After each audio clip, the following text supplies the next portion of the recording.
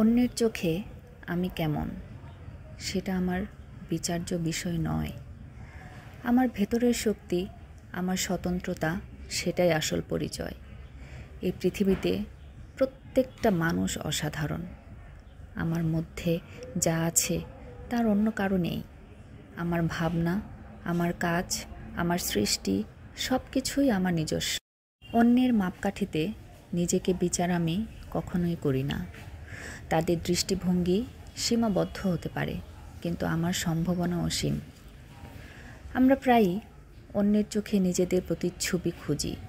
তারা কি ভাবছে, কেমন মূল্যায়ন করছে, এই চিন্তায় ডুবে থাকি। অন্যের লেন্স দিয়ে কখনো নিজেকে দেখতে নেই, কারণ সেই লেন্সে তাদের নিজস্ব ভাবনা আর বিশ্বাস মেশানো থাকে।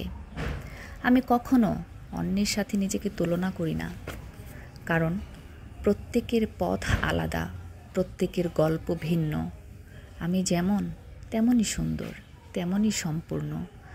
আমি বিশ্বাস করি এই পৃথিবীতে আমার মতো আর কেউ নেই।